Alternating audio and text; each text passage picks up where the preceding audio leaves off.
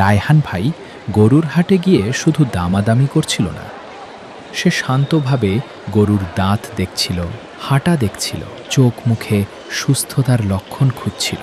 বন্ধু, তুমি তো পুরো ডাক্তার হয়ে গেছো, এত কিছু দেখছো কেন? রায়হান: কুরবানি মানে দায়িত্ব। পশু সুস্থ কিনা ঠিকভাবে দেখা দরকার।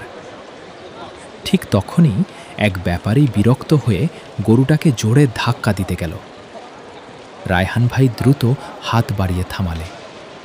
রায়হান: ভাই আস্তে, পশুটাও তো আল্লাহর সৃষ্টি, ভয় দেখিয়ে না, শান্তভাবে সামলান।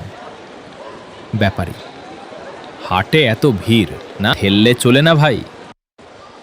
রায়হান: চলে, একটু ধৈর্য লাগে। কুরবানির আগে পশুর সাথে আচরণও পরীক্ষা। বন্ধুটি চুপ হয়ে গেল। গরুর চোখের দিকে তাকিয়ে তারও মনে হলো, দয়া শুধু সুন্দর কথা না, দয়া হলো হাত থামিয়ে দেওয়া।